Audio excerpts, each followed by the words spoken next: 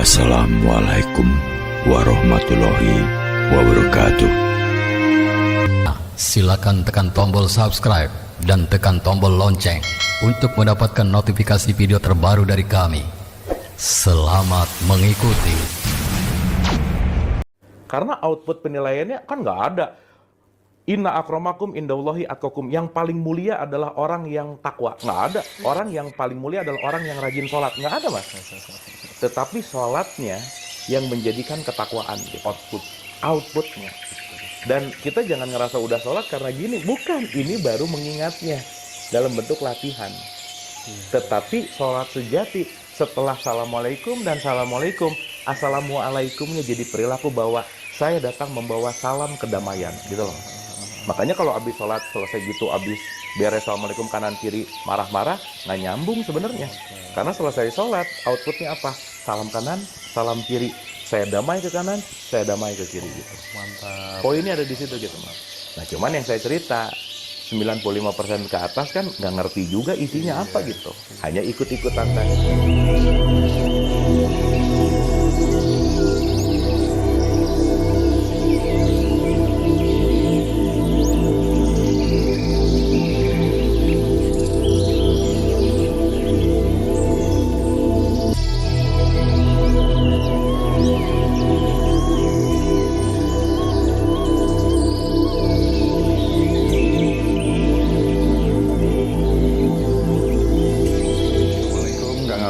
Waalaikumsalam. Iya. Makasih Mas Hendra.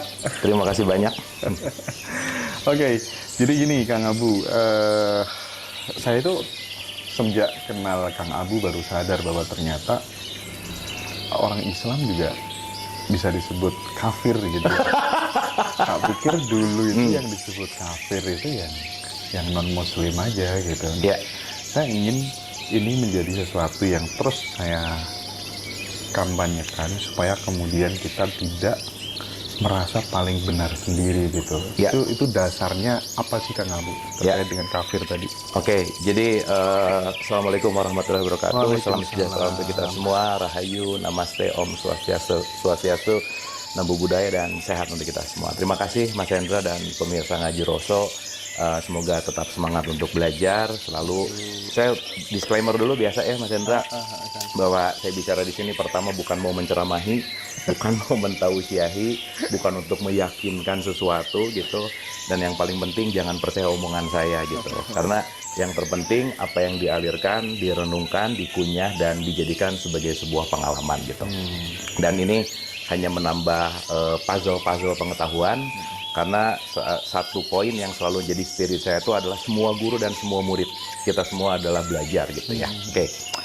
Berbicara tentang Islam gitu ya. Kalau kita kembali ke Quran, Mas, di surat 4 ayat 125 itu ada kata-kata gini. Waman ahsanudina miman aslama. Dan siapakah yang lebih baik gitu ya, kesadaran atau agamanya atau dinnya? Aslama. Aslam itu artinya dia berserah total gitu, Mas. Nah, jadi kalau kita bicara tentang Islam, pemaknaan arti Islam itu adalah seseorang yang berserah total kepada Allah gitu. Oke. Berarti kalau berserah total kepada Allah, Allah ini adalah sang realitas hidup.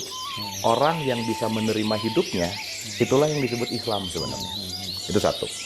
Nah, cuman kalau sekarang jadi ada kata-kata Islam dan non-Islam, itu kan dari Islam secara esensial yang udah turun menjadi Islam secara identitas gitu loh, Mas.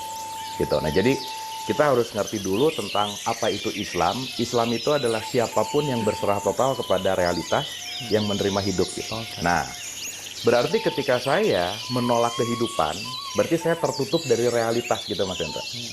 Tertutup itu bahasa Arabnya tuh kafir gitu. Makanya kan kalau di Quran tuh kafir itu sebetulnya petani Mas Hendra. Petani. Seseorang yang menutupi tanah. Iya. Jadi tercover gitu. Dan ada cerita itu gitu. Nah, artinya kita lepasin dulu stigma-stigma tentang di luar Islam apa dan lain, tapi dari kata dulu bahwa kafir adalah tertutup. Itu dulu aja. Jadi kalau saya tertutup dari realitas, saya tertutup dari kasih sayang, saya tertutup dari sesuatu yang kebenaran, itu adalah saya tercover dari itu gitu. Jadi untuk mengawali diskusi ini, kita ngerti dulu bahwa Islam secara esensi itu nggak ada kaitannya sama identitas saya berKTP Islam. Gitu Mas. Contoh sederhana. Kalau kita dalam tradisi Islam kan ada sholat nih. Iya. Bismillahirrahmanirrahim. Hari ini banyak orang yang mengatakan bismillah tapi tidak menjadi bismillah, Mas. Betul nggak? Iya, iya. Dia bunyi basmalah tapi tidak berbasmalah gitu. Bahwa atas namamu ya Allah dengan Tidak mengalami basmalah. tidak mengalami basmalah. Kan bismillah itu bukan untuk diucapkan, Mas. Tapi untuk dialami gitu. Makanya kalau kita baca memperingati, kita tuh kebanyakan memperingati tapi tidak mengalami gitu. Betul nggak? Memperingati nuzulul Quran, memperingati Lailatul Qadar, diperingati terus gitu, tapi nggak dialamin gitu. Sehingga ketika tidak mengalami, tidak menjadi gitu. Nah artinya orang yang berbasmalah adalah orang yang penuh dengan welas asih. Sesederhana Mas Hendra, kalau saya kehilangan welas asih dalam keseharian, ya saya lagi jadi orang kafir dong. Karena yang menguasai diri saya adalah ego saya gitu. Yang menguasai saya adalah keinginan saya gitu. Nah jadi maaf ya, orang yang KTP-nya Islam bisa banget jadi orang kafir. Pun sebaliknya, Orang Nasrani sebenarnya dia sangat Islam. bisa jadi. Bisa jadi. Karena Nasrani itu juga bukan terletak pada identitasnya. Gitu loh Mas. Nah jadi kita harus ngerti dulu bahwa kondisi kafir atau tidak kafir itu tidak ditentukan dari identitasnya apa. Makanya di 226768 Quran, misalkan di 22 ayat 17 Quran, bahwa katakanlah Allah tuh berfirman bahwa mau kamu Nasrani, Yahudi, Majusi, sampai musyrik sekalipun, penilaiannya hanya milikku gitu. Jadi kita nggak bisa judgement bahwa ini orang kafir atau enggak gitu. Dalam konteks ketika kafir itu tertutup dari kasih sayang Tuhan, sederhana gitu aja Mas. Jadi sekarang maaf ya, saya rajin sholat Mas, rajin puasa, rajin umroh, tapi pelit. Kafir lah saya gitu. Tapi saya ngejelekin orang gitu, merendahkan orang gitu. Berarti saya lagi tertutup dari kasih sayang Allah gitu. Nah, itulah konteks yang namanya adalah kafir. Nah, artinya apa? Kita tuh antara kafir dan beriman tuh on and off loh Mas. Bangun tidur lagi happy, oke. Tapi begitu nerima berita jadi kesel, jadi marah, kafir. Makanya disebut kolaba kan Mas. Kolaba tuh lo bolak-balik tuh. Bolak-balik, bolak-balik. Makanya checkpointnya sehari 5 kali. Zuhur, dari mulai subuh, zuhur, dan seterusnya. Itu kan untuk ngecek nih. Dari subuh ke zuhur lebih banyak kafirnya atau berimannya ya, gitu. Iya dong. Karena kekafiran itu terjadi dari apa yang kita dengar, apa yang kita lihat, apa yang kita pikirkan, apa yang kita posting kalau sekarang, langkah. Itu kan waktu wudhu dicek. Dicek ketika, oh jangan-jangan dari subuh ke zuhur lebih banyak tercovernya nih aku dari kasih sayang Tuhan, dari kasih sayang Allah gitu. Nah itu nanti bergulir terus gitu. Nah jadi nggak bisa sekarang kita ngomong bahwa di luar Islam itu kafir. Sebenarnya nggak bisa Mas, nggak bisa. Karena orang yang mengkafirkan orang pasti kafir kuadrat Mas, gitu. Kafir kuadrat. Intinya gitu. Minimal ini mampu mengedukasi kita semuanya supaya kemudian kita tidak ya sedikit-sedikit mengkafir-kafirkan orang gitu. Betul. Kan. Tadi point of view-nya adalah bahwa kemudian kita bisa mengalami kafir itu karena kafir itu bisa on off gitu. Ya. Dan pertanyaan saya selanjutnya, mengalami kafir yang on off itu berlaku bagi Habib nggak sih kira-kira? Habib dalam konteks Ya kan banyak di Indonesia tuh Habib ini, Habib itu juga bisa mengalami kafir nggak sih kira-kira? gini Mas Hendra, tidak ada kalimat di Quran Allah itu tidak ada dalam konteks garis keturunan. Gitu. Tapi Allah itu ada dalam garis ketakwaan. Iya loh, nggak ada loh di Quran. Aku beserta orang yang berketurunan A. Nggak ada loh Mas. Nggak ada ya? Nggak ada. Jadi kalau kita bicara, maaf ya, ini kita bicara esensial gitu ya. Kalau kita bicara tentang Habib adalah keturunan siapa, ya mohon maaf ya, orang tuanya mungkin soleh, kan anaknya belum tentu. Loh, Nabi Nuh kan begitu ya? Betul. Anaknya begitu gitu. Sehingga tidak menjamin ketika dia keturunan Nabi, bahkan sifatnya seperti Nabi gitu. Belum tentu gitu. Belum tentu. Jadi urusan kafir atau beriman gak ada kaitannya mau keturunan siapa, selama itu yang namanya manusia pasti punya potensi untuk kafir dan beriman. Karena dia ada nafs gitu kira-kira. Gitu. Jadi kalau sekarang berbicara bahwa aku garis keturunan A dan aku pasti aman terhadap kekafiran, itu nggak mungkin. Nggak mungkin. Karena konteksnya adalah kita diberikan nafs yang pasti berbolak-balik gitu Mas Hendra. Orang serendah hatinya seorang nabi aja di surat 18 ayat 110 ngomong gini kok, aku ini manusia biasa kayak kamu. Ya gimana Mas? Aku ini biasa kayak kamu gitu. Sehingga menyadari bahwa ketika seseorang masih punya nafs, masih punya keinginan, itu keinginan untuk memilih di 12 ayat 53 Quran adalah keinginan yang menjauh dari Allah itu pasti akan selalu ada gitu. Nah jadi balik ke pertanyaan Mas Hendra bahwa apakah Habib atau garis keturunan yang lain apapun itu ya, mau keturunan raja, rajanya bisa bijaksana, anaknya belum tentu. Mau anaknya presiden, presidennya bijaksana, anaknya belum tentu gitu. Sehingga garis keturunan tidak menentukan kualitas di hadapan Tuhan gitu. Nggak ada kaitannya. Karena sekali lagi di 1628 Allah beserta orang yang takwa dan berbuat baik. Jadi Allah itu bermain di level garis ketakwaan, bukan garis keturunan. Wah, mantap. Gitu. Sekali teman-teman ini. Jadi bukan berarti, oh saya ini keturunan siapa, aku aman. Nggak bisa. Nggak bisa. Karena keamanan tidak ditentukan sama faktor eksternal.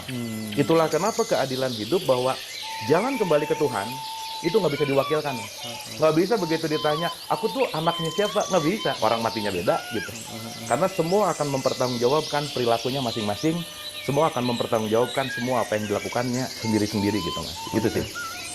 Tapi kalau kita melihat realitas sosial ya, ketika kemudian melihat garis keturunan khususnya di Indonesia sendiri lah ya, orang langsung taklid banget gitu ya.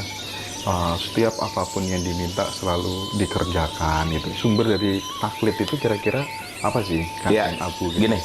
Sumber dari taklid itu kalau kita pakai bahasa kita sebut sebagai figur otoritas, Mas Hendra. Oke. Kan kalau kita bicara realitas itu ada dua. Realitas subjektif dan objektif. Oke. Ketika saya lahir, langsung diinstal bahwa figur otoritas ini yang paling terbaik. Mau nggak mau, suka nggak suka, saya akan percaya sama figur otoritas ini. Kita nggak usah jauh-jauh taklid ke siapa-siapa. Secara otomatis anak akan taklid sama ibu bapaknya. Iya, benar. Betul ya? Betul. Meskipun ibu bapaknya belum tentu benar. Makanya sorry ya Mas Hendra, di kitab suci nggak ada kalimat ikutilah ibu bapakmu, nggak ada. Tapi berbuat baiklah sama ibu bapakmu. Iya. Karena ibu bapak belum tentu ngajak ke Tuhan. Belum tentu gitu. Nah, sehingga sumber ketaklidan itu datang dari mana? Datang dari keyakinan. Keyakinan yang diinstalkan kepada kita bahwa ini adalah seorang figur otoritas gitu intinya. Nah, jadi itulah kenapa kalau kita bicara dalam konteks apapun, kenapa ada tata fakarun gitu loh Mas Hendra. Harus menggunakan akal. Kan bukan diikutin sosoknya kan sebenarnya kan. Tetapi bagaimana kita bisa menyadari bahwa apapun yang disampaikan ke kita menggunakan nalar kritis kita dan dilakukannya bukan karena ikut-ikutan gitu. Nah, jadi sistem ketaklidan ini satu udah menjadi sebuah struktur sosial bahwa ini dituakan gitu. Ini ya dalam tanda petik menjadi sebuah guru lah gitu ya misalnya. Tetapi pada dasarnya bahwa siapapun yang dituakan, siapapun yang menjadi guru apapun itu kan kembali kepada diri kita gitu Mas. Nah, jadi kembali bahwa pentaklidan itu memang menjadi struktur sosial yang kita menyikapinya penting untuk menggunakan tata fakarun tadi gitu. Untuk berakal gitulah kira-kira. Ya. Jadi paling tidak setelah mendengar perspektif ini, kita bisa memilah dan memilih gitu ya. Artinya ketika kemudian ada kan Habib tertentu gitu di Indonesia yang sedikit-sedikit marah-marah sambil bawa pedang gitu kan. Iya. Tapi gitu itu pengikutnya seolah-olah nalar kritisnya seolah-olah tumpul atau gimana gitu. Nah, bagaimana Kang supaya kemudian kita tuh merasa sama gitu loh. Semua apapun kamu keturunan siapa gitu. Ini miris banget Miris gitu, banget. kita lihat gimana tuh Kang. Tapi ya itulah masyarakat kita yang IQ-nya rata-rata 78,4 Mas. Lo fakta ya? Iya. Kan aku udah pernah cerita ya, 75 tuh udah idiot Mas. Iya.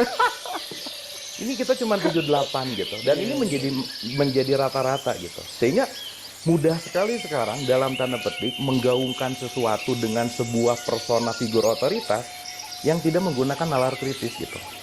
Nah, inilah PR kita untuk melakukan pendidikan kan di situ sebenarnya.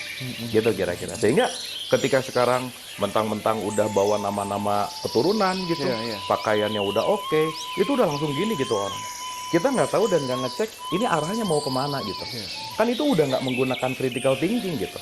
Yang penting aku mengikuti garis keturunan ini dengan keyakinanku selesai gitu. Makanya penting banget sekali lagi untuk menggunakan gini Mas. Kenapa sih Quran tuh nggak pernah bosan-bosan gunakanlah akalmu karena kita tidak didesain untuk ngikutin figur otoritas kan. Mereka hanya jembatan untuk membuka kesadaran ke dalam diri kita gitu. Nah, jadi ya balik lagi tuh. Yang kemarin kan saya pernah ditanya tuh sama Mbak Ditya, ada orang ngaku jadi nabi lah, ada pengikutnya. Yang bego tuh pengikutnya sebenarnya. Kenapa mau ngikutin gitu loh. dalam tanda petik, karena dalam konteks bahwa mengikuti atau tidak kan dalam tanda petik ya, itu adalah bagian dari diri kita gitu. Tetapi yang namanya keyakinan kan nggak bisa diatur gitu loh Mas. Saya meyakini, ya udah, karena dia udah punya keyakinan. Tetapi yang jauh lebih penting adalah apakah keyakinan ini berdasarkan sesuatu yang disebut dengan nalar kritis gitu Mas. Itu sih poinnya. Oke.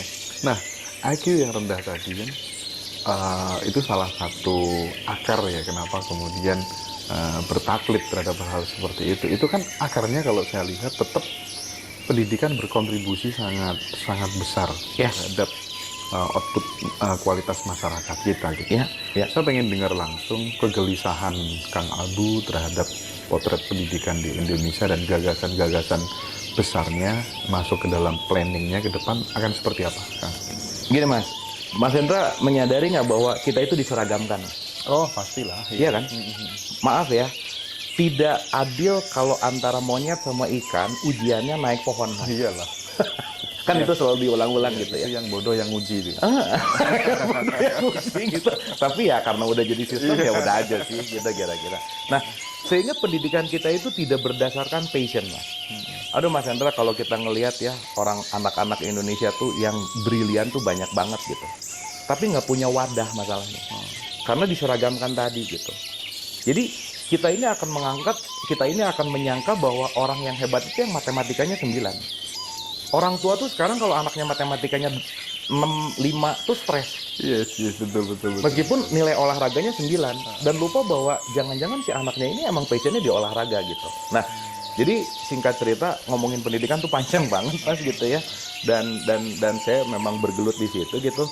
Singkat cerita adalah pendidikan di kita ini tidak mengikuti atau tidak membawa kepada passion. Dan maaf banget, satu, terlalu banyak hafalan. Jadi menghafal nih. Saya sering ngobrol sama teman-teman dosen yang ngajar gitu. Sekarang tuh untuk memicu anak-anak kuliah aja Mas, kita ngomongin kuliah, untuk memicu critical thinking-nya itu susah banget gitu. Karena mereka senangnya meniru sesuatu yang udah pasti dan dia menghafal gitu. Untuk creating something out of the box itu, waduh, itu perlu dipecutnya luar biasa gitu Mas. Nah, artinya ya hafalan lah, terus kita sulit untuk literasi Mas. Kita tahu masyarakat kita literasinya nggak gitu oke gitu ya. Makanya hoax berulang-ulang gitu, nggak dibaca detail. Itu kan hal-hal sederhana sih sebenarnya Mas. Nah jadi saya rasa pengembalian pendidikan kepada passion itu sangat penting gitu. Untuk tahu bahwa passionku ini apa, kemampuanku ini apa. Jadi menghilangkan keseragaman tetapi memunculkan dalam konteks di mana apa sih kapabilitas diri yang perlu diasah dan perlu digali untuk menjadi sesuatu gitu Mas. Itu sih poin yang paling penting. Dan ya balik lagi sih, kita tuh hafalan sih Mas. Hafalan. Nah, jadi hafalan tuh ya kita tahu ya, ujian hafalan gitu. Ya kayak ya yang paling lucu lagi bahwa nilai agama seseorang yang 9 itu jadi soleh gitu. Karena hafalannya gitu Mas Hendra. Itu tuh yang menarik gitu. Itu sih singkat ceritanya bahwa kita tidak dikembangkan dalam bentuk yang namanya critical thinking untuk menemukan passion gitu. Dan aduh gimana ya ceritanya ya. Kita memang didesain untuk memenuhi industri sih Mas. Industri ya. Industri. Makanya pertanyaannya selalu selesai kuliah kerja di mana? Iya. Bukan creating apa gitu. Pengen bikin apa kamu? Enggak gitu. Kerja di mana? Berarti memang udah didesain kita untuk menjadi budak korporat gitu misalnya. Didesain untuk menjadi dalam tanda petik ya, untuk jadi ya pegawai industri lah gitu loh Mas. Iya, paham. Intinya kurang lebih begitu gitu. Nah, jadi saya rasa banyak yang penting untuk dirombak dalam sistem pendidikan ini gitu, kembali kepada based on passion. Itu sih yang paling penting. Talenta. Dan itu ujung tombaknya adalah di pundak para guru. Tuh. Kayaknya aku sekarang lagi benar-benar sangat ya sedikit cerita Mas, aku lagi buat sesuatu lah ya yang berkaitan dengan guru-guru gitu. Karena saya rasa sekarang yang perlu ditarget ini adalah anak-anak yang usianya 0 sampai 7 Mas. Karena 0 sampai 7 ini adalah golden age di mana instalannya oke di 0 sampai 7. Waduh, itu saya rasa penting banget. Karena gini Mas, sekarang tuh saya sebut sebagai laundry system pendidikan. Jadi banyak orang tua yang menyekolahkan anaknya di sekolah yang depannya al mahal. Dianggap kalau depannya udah al tuh oke gitu. Betul. Dianggap bahwa anak itu kayak baju kusut dimasukin ke laundry sekolah, harapannya pulang itu udah rapih. Dan kalau muridnya atau anak didiknya atau anaknya itu masih kusut, datang ke sekolah yang dimarahin gurunya. Padahal pendidikan terbaik ada di rumah lebih dari 80%. Maka ibu ini madrasah dari apapun itu gitu. Makanya program yang terbaik itu adalah guru dan orang tua sih sebenarnya. Nah, jadi konektivitasnya bahwa ya ini nih program-program sama guru dan orang tua untuk ya ini nih 07 ini nih Mas. Ini yang krusial banget untuk next generation lebih baik gitu intinya. Kira-kira gitu sih. Mem-VVIP-kan guru kayaknya menjadi pilihan yang sangat urgent deh. Aduh, urgent Mas. Iya kan? Urgent banget. Bagaimana kemudian dia bisa memikirkan nasibnya anaknya banyak orang kalau kemudian mikir ekonominya dia sendiri aja gitu misalnya kan yang belum PNS, belum sertifikasi gitu kan. Itu kompleks banget. Mas sorry ya. Nunggu Kang Abu jadi menteri nih. Nggak, itu bukan style ya. Kalau jadi menteri, kita susah syuting nanti. Tapi siapapun yang guru yang menyaksikan ini, saya rasa akan agree, saya rasa akan setuju dengan statement saya bahwa sekarang guru lebih banyak disibukkan sama administrasi, bukan ngajar. Betul. Karena dikit-dikit ganti. Jadi waktu mengajarnya justru malah minim. Jadi sibuk ngurusin administrasinya gitu. Ya balik lagi lah ya, ini pasti banyak layer yang harus kita bahas. Tetapi poin pentingnya adalah mudah-mudahan buat Mas di kesempatan ini saya pengen mengucapkan dulu terima kasih banyak kepada guru-guru yang meluangkan waktu untuk pendidikan di kita. Karena buat saya guru tuh ya balik lagi ya, pahlawan tanpa tanda jasa kita sebut begitu, karena kehadiran guru ini penting banget untuk perkembangan apapun di Indonesia gitu. Jadi ya mudah-mudahan lah kita bisa bersinergi gitu Mas. Baik. Oke Kang, saya balik lagi ya soal ke Islam tadi ya. Kayaknya ini sholat ya, tentang sholat nih. Kalau dulu saya pernah ngaji katanya as-sholatu tanha anil fahsya'i wal munkar. Ya. Itu pemahaman secara hakikatnya bagaimana sih? Maksudnya tuh orang yang bisa mencegah dari perbuatan keji dan mungkar, apakah otomatis dia sebenarnya sudah sholat? Ya. Atau tetap butuh gerakan fisik atau seperti apa sebenarnya gitu? Ya, oke. Kita tahu bahwa sholat itu maknanya luas, Mas Hendra. Ya, maknanya luas gitu. Jadi perdebatan ini perdebatan yang perennial tuh waduh panjang banget gitu. Orang di hakikat ngomong lu masih syariat, nah gitu kan, itu juga kan jadi sombong gitu ya. Terus orang syariat nggak ngerti hakikatnya, nih orang nggak pernah sholat gitu, gitu kira-kira. Nah tapi saya ingin melihat dalam konteks yang lebih luas, kita bicara dalam konteks yang namanya bijaksana gitu. Gini Mas Hendra, saya ibadah tuh saya bagi dua dulu Mas Hendra. Ada ibadah sosial dan ada ibadah private gitu. Jadi kalau untuk urusan private ya udahlah. Betul nggak Mas Hendra? Iya. Karena Mas Hendra, saya, teman-teman semua, ya wilayah private adalah wilayah aku dengan Allah gitu. Iya. Makanya ada mahdoh, ada goir mahdoh gitu. Nah saya rasa kalau udah ngomongin ke sosial, ya udah lakukanlah kita di wilayah sosial dengan nyaman. Karena kesosialan ini juga perlu untuk persatuan kan. Tapi untuk di wilayah private, ya saya rasa urusan private adalah urusan masing-masing gitu. Nah, apa maksudnya? Kita kembali dulu ke akar sholat Mas. Sholat ini memang sesuatu yang sangat sensitif, tetapi saya rasa kita penting memahami dalam 360 gitu ya, supaya kita nggak melihat sholat itu hanya dalam wilayah gerakan gitu. Karena kan yang saya sering cerita, ini orang sholat apa senam sih gitu ya, karena cuman gerakannya aja gitu. Nah, sholat itu kan silatun itu artinya terhubung Mas Hendra. Terhubung. Silatun. Nah, makanya ada silaturahim. Gitu kan. Jadi sholat itu artinya connecting lah bahasa gampang. Oke. Artinya seseorang yang sholat adalah seseorang yang connecting kepada Tuhan, kepada Allah gitu kira-kira. Artinya ketika seseorang sholat, dia terkoneksi kepada Allah, maka Allah yang akan menjadi dalam tanda petik nakhoda buat dirinya. Makanya kalau di Quran di surat 24 ayat 41, bahkan burung yang mengepakkan sayap itu sholatnya dia kepada Allah. Jadi kita jangan menganggap sholat itu hanya begini gitu Mas. Bahwa ketika pohon apel yang berbuah apel itu sholatnya pohon apel. Bahkan setiap semua apapun ini melakukan tasbih, zikir, dan sholatnya masing-masing yang mungkin kita nggak paham gitu. Itu dulu satu. Nah, sehingga point of view dalam konteks yang namanya sholat, kan Nabi Muhammad juga sholat di usia berapa sih? 53 something Mas. Baru turun gitu. Artinya kalau kita bicara dalam konteks gerakan itu adalah sistem di mana kita melakukan pendisiplinan sebetulnya. Karena dalam beberapa perspektif, saya kasih contoh Mas. Let's say di wilayah syariat, sholat itu 5 waktu. Tetapi ketika kita masuk ke dalam esensi, ya sholat nggak ada waktunya sebenarnya. Makanya disebut ada daim, sholat yang tidak mengenal ruang dan waktu gitu. Tetapi secara formalitas yang udah ditetapkan secara struktur sosial, yang 5 ini tetap penting. Struktur sosial. Struktur sosial, Ya. gitu intinya. Sehingga kalau yang struktur sosial yang sudah diketahui 98% ini melenceng, pasti akan chaos gitu. Karena kan kebanyakan orang taunya ikut-ikutan gitu, by the way. benar. Taunya sholat itu yang 5 waktu gitu. Tetapi ketika kita masuk, masa sih mas, kalau kita cuma ngomongin mengingat sholat 5 waktu, masa ingat Allah cuma, let's say, paling lama sholat berapa menit sih? 5 menit. Masa cuma 25 menit ingat Allahnya? Terus habis itu masa lupa gitu kira-kira. Nah jadi, saya ingin mengambil jalan tengah supaya kita juga bisa jalan sesuai dengan kapasitasnya, bahwa yang 5 itu waker mas. Itu cuma pengingat aja. Karena kalau nggak diingetin, kita lupa. Oke, sip. Selesai gitu. Keren banget. Jadi kalau kita bicara, nggak ada. Orang yang paling mulia adalah orang yang rajin sholat. Nggak ada mas.